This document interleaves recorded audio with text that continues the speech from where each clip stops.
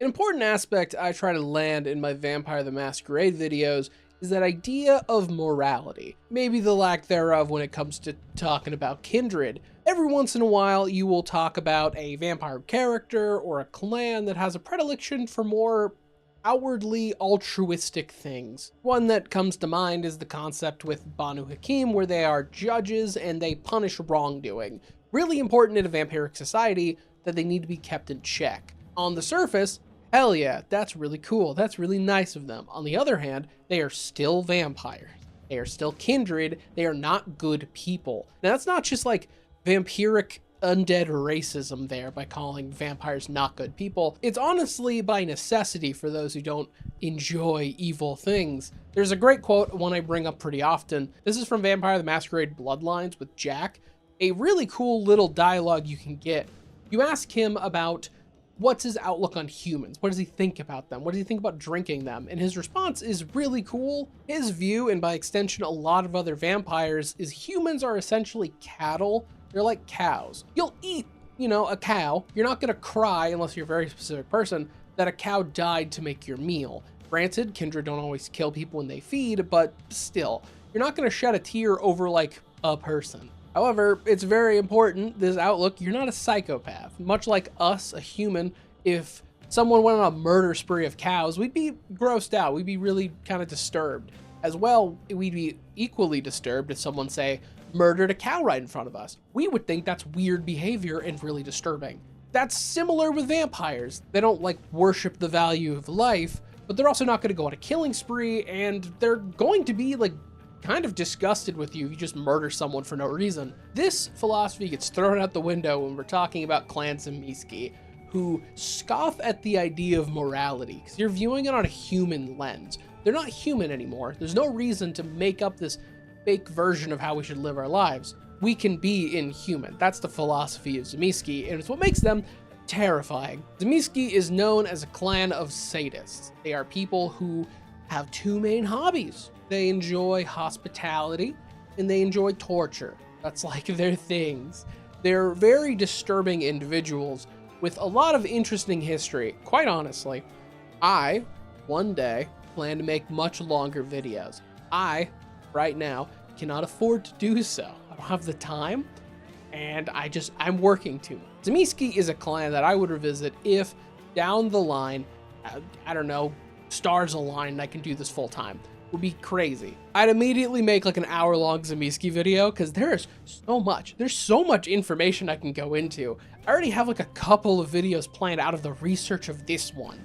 It's that much. One of them being their antediluvian, the eldest. We don't actually know his name.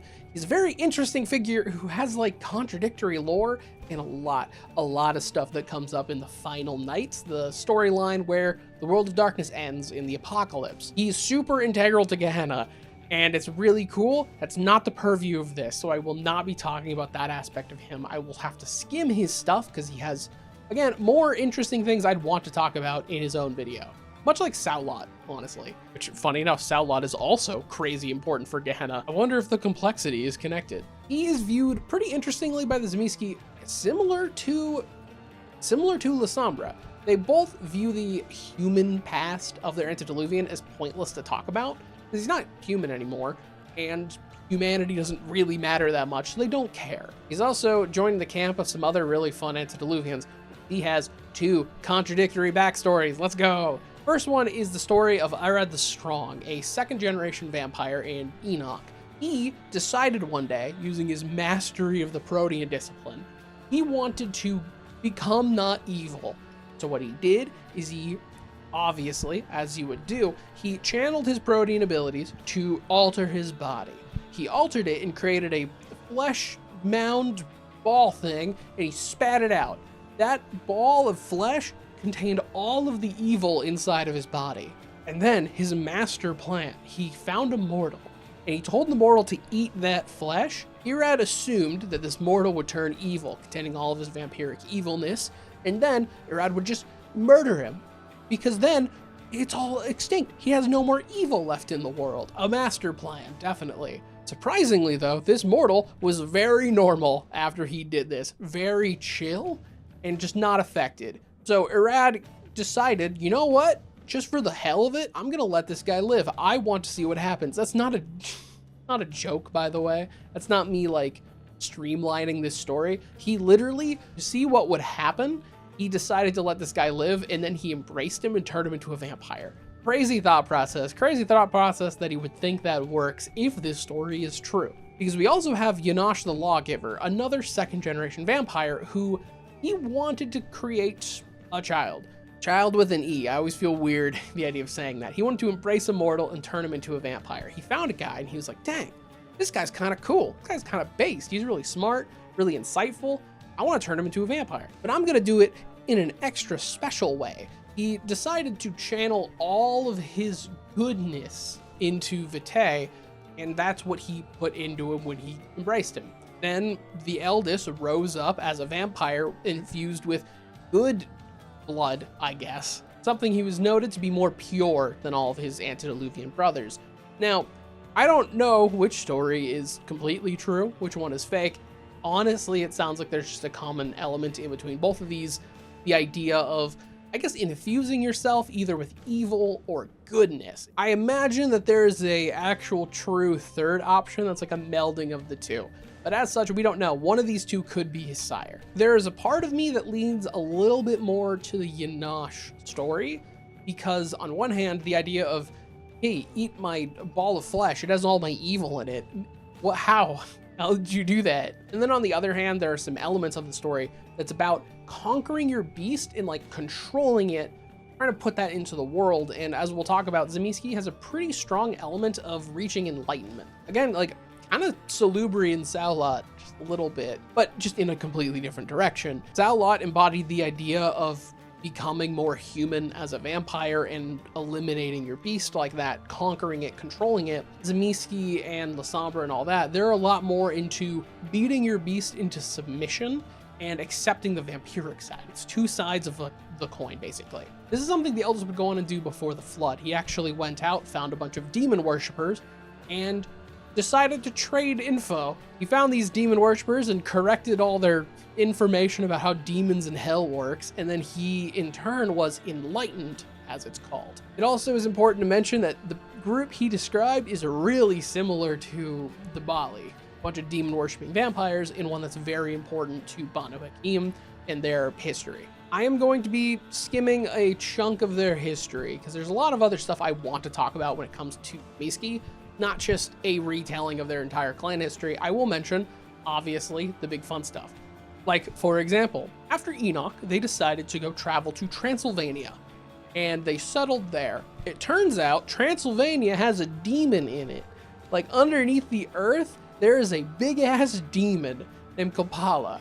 This guy, a demon, or I guess technically he is a talon of the worm, an element from Werewolf the Apocalypse. Some sort of being embodying the worm living under Transylvania, which, speaking of Werewolf the Apocalypse, there were werewolves here, guarding it. Because the eldest in Clan Tzimisce decided they wanted to do a ritual with Copala. This ritual would free a lot of him into the world, but would bind him in two different ways. He trapped in Transylvania, and he'd be trapped with Tzimisce. So they fought the werewolves, they beat the werewolves, and they completed the ritual. This then made a giant surge in vicissitude, one of their main disciplines. They're like a unique one.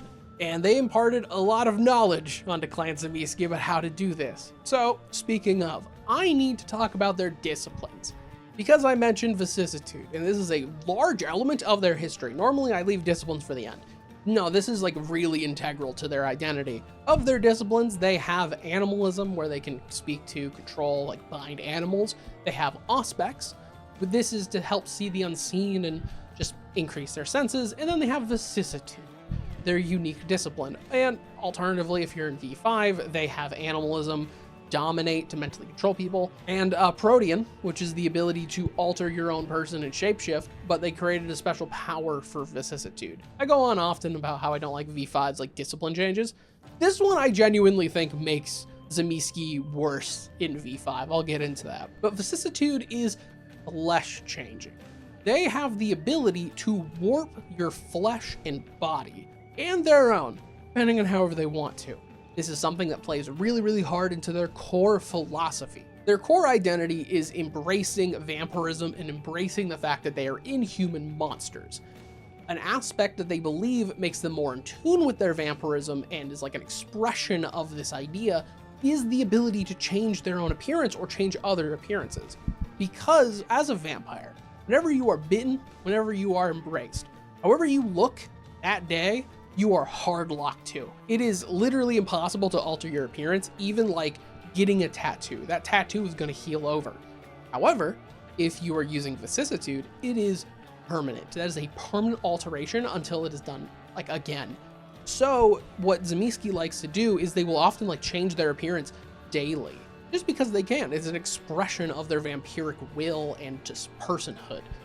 I think it's really interesting.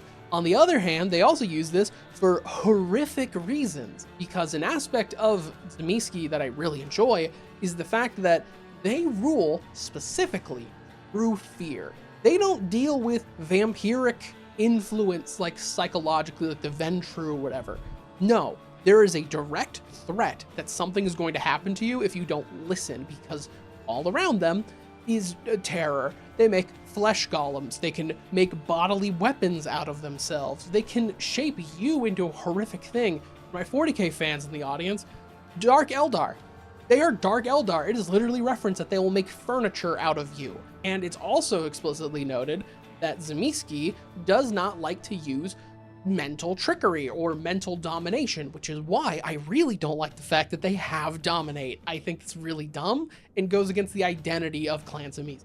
And there have been a lot of very prominent Clan Tzimisce members throughout history that have shown this off. This idea of enlightenment, this idea of just rulership, it's really cool. A very important character is Dracon, a very terrifying character, but one with a really long ass story. It's so long, I would have to make a video on Dracon.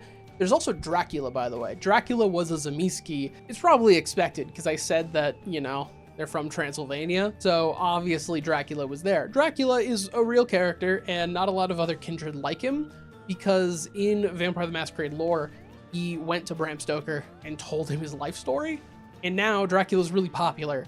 But Clan Tzimisce also has like a couple other concepts that they really embody. Like, for example, torture. This is the work you can do when you laugh at the idea of having a conscience. They, on one hand, are literally a living toolkit for it. They can create any sort of weapons out of their person to hurt you. They can also warp your flesh, because during a torture session, for whatever reason they're doing it, this can be either because they're from the Sabbat, like Tzimisce is aligned with the Sabbat, and on the other hand, the Camarilla will sometimes commission a Clan Tzimisce vampire to try to get info out of a particularly stubborn kindred. Honestly, it's kind of hard not to drop info when a Clan Tzimisce at like a touch can be like, I think your arm bones would look really good if they were horizontal, and then just change them.